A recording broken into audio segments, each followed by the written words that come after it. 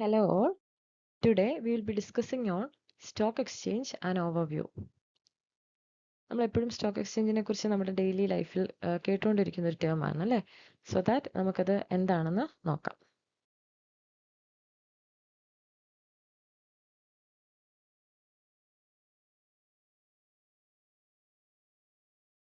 Stock exchange. Stock exchange is an organized marketplace where securities such as shares and bonds are bought and sold. നമ്മളൊരു furniture ഷോപ്പിൽ പോവാം furniture മേടിക്കാൻ വേണ്ടിയിട്ട്. So first of all നമ്മൾ furniture choose ചെയ്യും അല്ലേ? ഒരു മേശയാണെങ്കിലും കസേരയാണെങ്കിലും നമ്മൾ സെലക്ട് ചെയ്യും. And afterwards we make the payment and we will get the furniture back. Similarly stock എക്സ്ചേഞ്ചിൽ നമ്മളിവിടെ ഫിനാൻഷ്യൽ സെക്യൂരിറ്റീസ് വാങ്ങാനും വിൽക്കാനും ഉള്ള ഒരു അവസരം പ്രൊവൈഡ് ചെയ്യുന്ന ഒരു മാർക്കറ്റാണ് സ്റ്റോക്ക് എക്സ്ചേഞ്ച്. പക്ഷെ ഇവിടെ ഡീൽ ചെയ്യുന്നത് സെക്യൂരിറ്റീസ് എന്തൊക്കെയാ? ഷെയർസ്. ഷെയർസ് എന്ന് പറഞ്ഞാൽ കമ്പനികൾക്കൊക്കെ ഫണ്ട് റേസ് ചെയ്യുകയാണെങ്കിൽ കമ്പനിക്ക് പല മൂല്യത്തിലുള്ള ഷെയർ ഇറക്കാൻ പറ്റും. A group of shares is known as stocks. Okay, അപ്പോൾ അങ്ങനെ ഷെയർസ് ഒക്കെ ഈ സ്റ്റോക്ക് എക്സ്ചേഞ്ച് വഴി വിൽക്കാൻ പറ്റും. So the company can raise the funds from the people and we can buy the shares directly or through brokers. And bonds എന്ന് പറയുമ്പം ഒരു ലോങ് ടേം സെക്യൂരിറ്റീസ് ആണ്, കുറേ കാലം കൊണ്ട് മച്യൂർ ആവുന്ന സെക്യൂരിറ്റീസ് ആണ്. അതിന് ഗവൺമെന്റ് ബോണ്ട്സ് ഉണ്ട് and also bonds of the securities bonds of the companies other. Okay, so stock exchange provides a platform for investors to trade in financial instruments and facilitates price discovery, liquidity and transparency. ഇപ്പോൾ നമ്മൾ ഇൻവെസ്റ്റേഴ്സിന് financial instruments എന്ന് പറഞ്ഞാൽ ഞാൻ നേരത്തെ പറഞ്ഞ പോലെ തന്നെ shares and bonds okay, അതൊക്കെ വാങ്ങാനും വിൽക്കാനും ഉള്ള അവസരം സ്റ്റോക്ക് എക്സ്ചേഞ്ച് അതിനൊരു പ്ലാറ്റ്ഫോമായിട്ട് നിൽക്കുകയാണ്. And here it facilitates price discovery. ഷെയറിന്റെ വില ആദ്യം നിർണ്ണയിക്കണമെന്നില്ല. ഷെയറിന്റെ വില നിർണ്ണയിക്കുന്നതിന് അതിന് ബുക്ക് ബിൽഡിംഗ് എന്നൊക്കെ പറഞ്ഞ ഒരു പ്രോസസ്സ് ഉണ്ട്. അതായത് ഷെയറിന്റെ പ്രൈസിന്റെ റേഞ്ച് ആദ്യം തീരുമാനിക്കും, ഇന്ന വില മുതൽ ഇന്ന വില വരെ. Okay, from 1000 rupees to 1500 rupees. ആ റേഞ്ച് ആദ്യം ഡിസൈഡ് ചെയ്തിട്ട് ആൾക്കാരുടെ ഡിമാൻഡ് അനുസരിച്ച് ഷെയറിന്റെ വില തീരുമാനിക്കും. So it is known as price discovery. And also liquidity. ഇപ്പോൾ എൻ്റെ കയ്യിൽ ഫോർ എക്സാമ്പിൾ ബജാജ് കമ്പനിയുടെ ഒരു ഷെയർ ഉണ്ട്, അല്ലെങ്കിൽ ഒരു 10 ഷെയർസ് ഉണ്ട്. എനിക്ക് പെട്ടെന്ന് അതിൻ്റെ പൈസ വേണം. So that I can sell the shares through stock exchange and I will get the money back. So liquidity എന്ന് പറഞ്ഞാൽ എന്താ? എനിക്ക് ക്യാഷ് ഫോമിൽ പൈസ കിട്ടുക. ഓക്കെ, ഇപ്പം എൻ്റെ കയ്യിലുള്ള ഷെയർ ആയിട്ട് നിൽക്കുക എന്ന് പറഞ്ഞാൽ അത് മണി അല്ല, ഇറ്റ്സ് നിയർ മണി അല്ലേ? ഷെയർ ഞാൻ വിൽക്കുന്നു, എനിക്ക് ക്യാഷ് കിട്ടുന്നു. സോ ദാറ്റ് സ്റ്റോക്ക് എക്സ്ചേഞ്ച് വഴി നമുക്ക് ലിക്വിഡിറ്റി കിട്ടുന്നു. And also transparency. ഈ സ്റ്റോക്ക് എക്സ്ചേഞ്ച് എല്ലാം it's strictly monitored by SEBI, securities and exchange board of India strictly monitor ചെയ്യുന്നതാണ് എല്ലാ സ്റ്റോക്ക് എക്സ്ചേഞ്ചസും ഇന്ത്യയുടെ കേസിലാണെങ്കിൽ. സോ ദാറ്റ് സുതാര്യത, ഷെയറിന്റെ വില നിർണ്ണയിക്കുന്ന കാര്യത്തിലും മാനിപ്പുലേറ്റഡ് ആയിട്ടുള്ള, അതായത് കൃത്രിമമായിട്ടുള്ള വില നിർണ്ണയിക്കാനൊന്നും പറ്റില്ല. സോ നമ്മുടെ ഇൻവെസ്റ്റേഴ്സ് ഒരിക്കലും നമ്മളെ വഞ്ചിക്കാതിരിക്കാൻ ഇവർ ശ്രദ്ധിക്കും. സോ ദർ ഈസ് ട്രാൻസ്പെറൻസി, സുതാര്യതയുണ്ട്. So, stock exchanges are crucial for raising business capital and offering investment opportunities to the public. So, ബിസിനസ്സുകാർക്ക് ഫണ്ട് റേസ് ചെയ്യേണ്ട സമയത്ത് സ്റ്റോക്ക് എക്സ്ചേഞ്ച് വഴി they can sell their shares or bonds and they can raise or obtain funds from the people or governments or some or any other sources. Okay. So ഇതാണ് stock എക്സ്ചേഞ്ചിനെ കുറിച്ചുള്ള ഒരു general ആയിട്ടുള്ള ഒരു idea എന്ന് പറയുന്നത്. ഇപ്പം stock എക്സ്ചേഞ്ചിനെ കുറിച്ച് പറയുകയാണ്. Stock exchange offers investment opportunities to the public. For example എൻ്റെ കയ്യിൽ ഒരു 1 lakh rupees ഉണ്ടെന്ന് വെച്ചോ.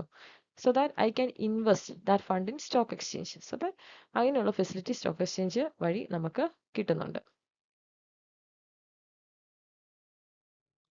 So let's move on to the stock exchanges in India. ഇന്ത്യയിലെ പ്രധാനപ്പെട്ട സ്റ്റോക്ക് എക്സ്ചേഞ്ചസ് എന്ന് പറയുന്നത് ബോംബെ സ്റ്റോക്ക് എക്സ്ചേഞ്ച്, അതിൻ്റെ ഹെഡ്ക്വാർട്ടേഴ്സ് മുംബൈയിലാണ്. And also national stock stock എക്സ്ചേഞ്ചിൻ്റെ ഹെഡ്ക്വാർട്ടേഴ്സ് മുംബൈയിൽ തന്നെയാണ്. And Bombay stock exchange is one of the oldest stock exchanges in India and it was established in the year 1875. Okay, ഇനി coming to national stock exchange, it was introduced in 1992. However, it is the largest stock exchange in the entire Asia as well. Okay. ഈ national stock എക്സ്ചേഞ്ചിലാണ് ആദ്യമായിട്ട് modern electronic trading വന്നത്. അതായത് electronic ഫോമിൽ trades മേടിക്കാനും cell ചെയ്യാനൊക്കെയുള്ള opportunities ഉണ്ട്. പണ്ട് കാലത്ത് stock എക്സ്ചേഞ്ചിലൊക്കെ ഉണ്ടായിരുന്ന സിസ്റ്റം എന്ന് പറയുന്നത് ഓപ്പൺ ഔട്ട് ക്രൈ സിസ്റ്റം ആണ്.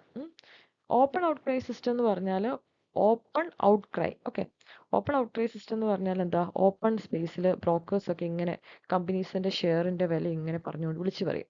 അപ്പോൾ ആവശ്യമുള്ളവർ എന്ത് ചെയ്യും, അത് മേടിക്കും. So that is open outcry system. ഉറക്കെ വിളിച്ച് കരയുക ഓപ്പൺ ഔട്ട്ക്രൈ. പക്ഷെ ആ ഒരു അത് പല ബുദ്ധിമുട്ടുണ്ടായിരുന്നു. സോ അതിവിടെ റീപ്ലേസ്ഡ് ആയി through the electronic system introduced in the National Stock Exchange.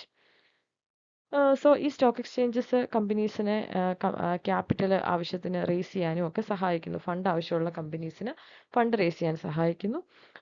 ഒറ്റ കാര്യമേ ഉള്ളൂ, കമ്പനീസ് അവരുടെ കമ്പനിയുടെ പേരും ഷെയർസും ഒക്കെ സ്റ്റോക്ക് എക്സ്ചേഞ്ചസിൽ ലിസ്റ്റ് ചെയ്യണം. ലിസ്റ്റിംഗ് എന്ന് പറഞ്ഞാൽ നല്ല ഡിഫിക്കൽട്ട് ആയിട്ടുള്ള ഒരു പ്രൊസീജിയറാണ്. സെബിയുടെ ഗൈഡ് ലൈൻസ് പ്രകാരമാണ് ലിസ്റ്റിംഗ് നടക്കുന്നത്. സെബി എന്ന് പറഞ്ഞാൽ നമ്മുടെ സ്റ്റോക്ക് എക്സ്ചേഞ്ചസിനെ എല്ലാം കൺട്രോൾ ചെയ്യുന്ന അല്ലെങ്കിൽ റെഗുലേറ്റ് ചെയ്യുന്ന ഒരു ഏജൻസിയാണ് securities and exchange board of India എന്ന് പറയുന്ന സെബി. ഓക്കെ, സെബിയുടെ ഹെഡ് ക്വാർട്ടേഴ്സ് മുംബൈയിൽ തന്നെയാണ്. ഓക്കെ,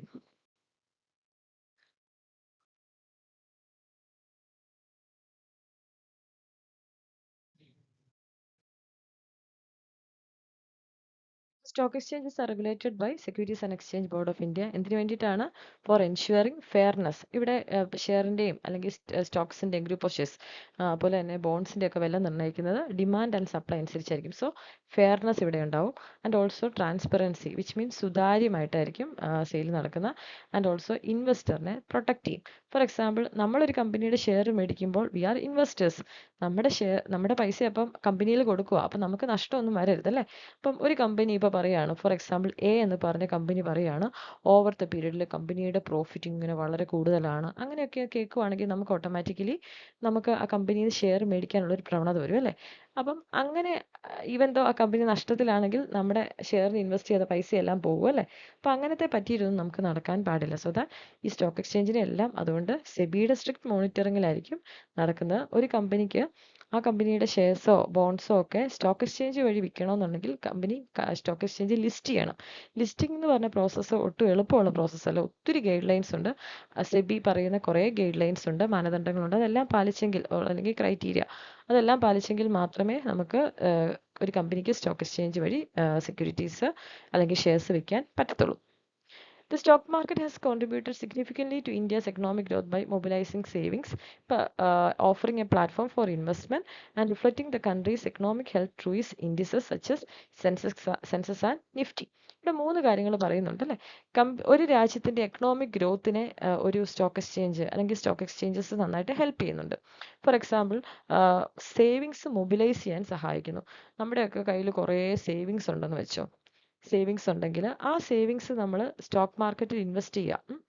എങ്ങനെയാ? ഷെയർ ഒക്കെ മേടിച്ച് നമ്മുടെ പണം കമ്പനീസിന് പല കമ്പനീസിൽ കൊടുക്കുമ്പോൾ നമ്മുടെ സേവിങ്സിന് എന്ത് സംഭവിക്കും? മൂവ്മെൻറ്റ് വരും അല്ലേ. That is known as mobilising savings. And stock exchange വഴി നമുക്ക് we are getting a platform for investing. നമ്മുടെ പണം ഇൻവെസ്റ്റ് ചെയ്യാനുള്ളൊരു പ്ലാറ്റ്ഫോമാണ് സ്റ്റോക്ക് എക്സ്ചേഞ്ച് ഒരുക്കുന്നത്. അതുപോലെ തന്നെ ഒരു രാജ്യത്തിൻ്റെ, ഫോർ എക്സാമ്പിൾ ഇന്ത്യൻ കോണ്ടെക്സ്റ്റ്, നമ്മുടെ രാജ്യത്തിൻ്റെ എക്കണോമിക് സ്ട്രെങ്ത് എന്ന് പറയുന്ന കമ്പനീസിൻ്റെ ഒക്കെ പെർഫോമൻസ് അല്ലേ, to some extent, to a great extent, and also performance of the government companies as well. അപ്പം അതൊക്കെ അറിയുന്നത് ഈ സ്റ്റോക്ക് മാർക്കറ്റ് ഇൻഡിസസ് വഴിയാണ്. ഇൻഡിസസ് എന്ന് പറഞ്ഞാൽ സൂചിക എന്നാണ് കേട്ടോ. ഈ ബോംബെ സ്റ്റോക്ക് എക്സ്ചേഞ്ചിൽ ഇൻഡെക്സ് ആണ് എന്ത്? സെൻസെക്സ്.